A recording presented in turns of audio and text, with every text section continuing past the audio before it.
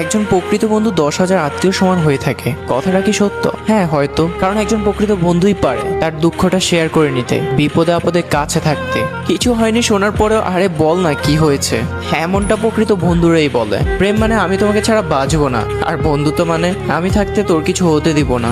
ভালোবাসার জন্য কখনো নিজের বন্ধুকে মরতে দিও না, কারণ জীবনের শেষে দেখবে বন্ধুরাই সাথে রয়ে গেছে, ভালোবাসা নয়। একটা কথা মানতেই হবে, আপনার বন্ধু আছে বলেই কঠিন মুহূর্তগুলো হাসি মুখে কাটিয়ে দিতে পারছেন। বন্ধুরা এমন একটা জিনিস যারা পাশে থাকলে খারাপ সময়গুলো ভালো হয়ে যায়।